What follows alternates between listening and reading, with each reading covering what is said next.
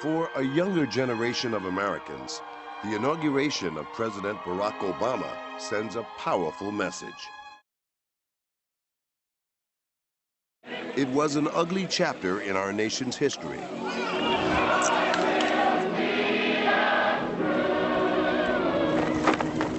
A time when African Americans were beaten, lynched, and killed because of the color of their skin.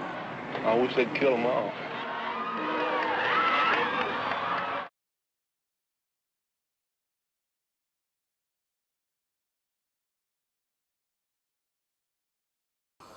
African American citizens were not always treated equally in the United States.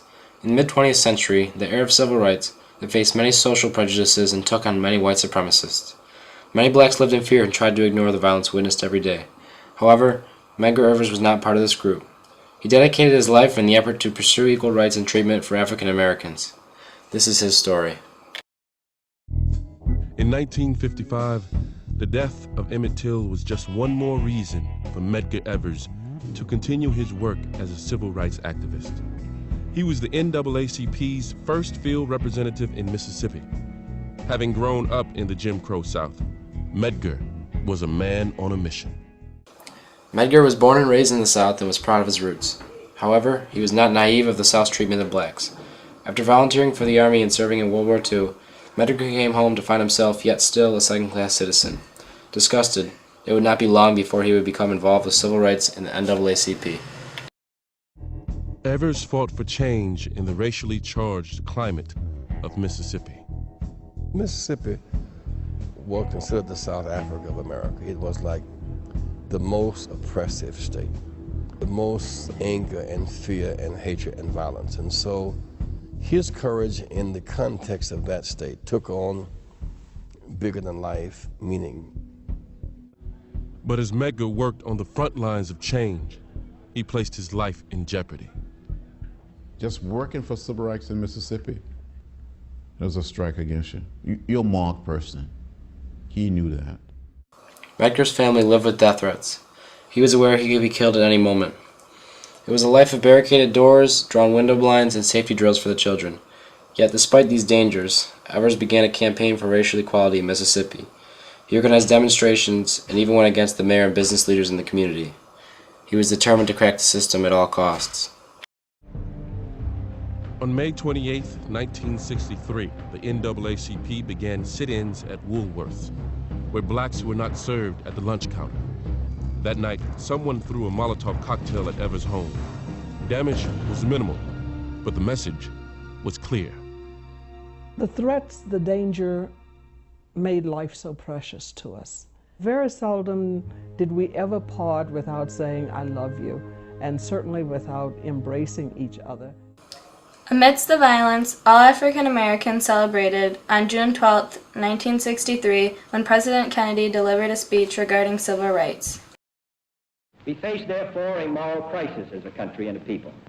We have a right to expect that the Negro community will be responsible, will uphold the law, but they have a right to expect that the law will be fair, that the Constitution will be colorblind. Medgar was thrilled with the speech, and then met with his NAACP colleagues late into the evening.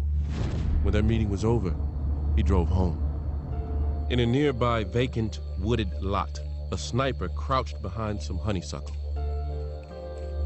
Medgar's car turned into his driveway. As Medgar stepped out of his car, he slammed the door shut. We had made a pact that whichever one of us were driving, we would never get out on the driver's side because the driver's side faced this vacant lot, and we knew that it was a wonderful place for an assassin to hide. That night he was so tired until he got out on the driver's side. Evers was shot in the back and fell to the ground. Medgar and Murley's worst fears had come true. I ran to the front door and saw him lying there and screamed. It was only then that the children left that area and came out to join me and asked their father, "Please get up, Daddy, get up, Daddy." Evers' death sent shockwaves through the civil rights movement. Unlike the murderers of many blacks before him, his death was not considered a lynching, but an assassination.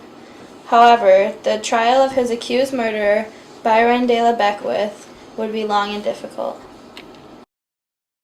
I think Beckwith felt like the NAACP, as he termed it in his own words, was the monster, the enemy, all those things. And so therefore, Medgar Evers was the symbolic head of that in Mississippi.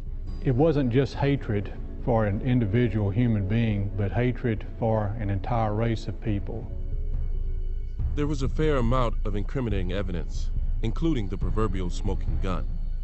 Beckwith's .30-06 rifle, thrown down in panic, had been found at the scene of the crime. He'd attempted to wipe off his fingerprints, but one print remained. Beckwith was subsequently arrested and charged with murder. Beckwith was tried twice in Mississippi for Evers' murder, once in 1964 and again in 1965, but he escaped justice twice due to an unfair jury. In 1991, he was arrested again, a third time, and on February 5, 1994, he was convicted of murder and sentenced to life in prison. All of the evil little bits surrounding this case escaped from my body at the time the guilty verdict was read. I became renewed. My children became renewed because finally justice prevailed. It was liberating. The hurt, the pain will always be a part of my life. But there's hope. There's vision for a brighter tomorrow. And it's so good to say, Medgar, you did not die in vain.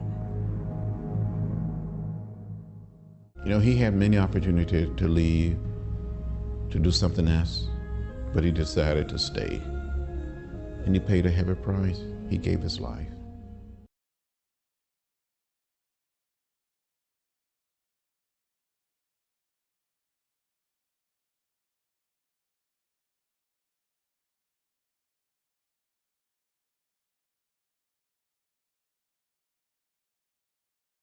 All persons should have an opportunity to register and vote and do the things that the Constitution guarantees them.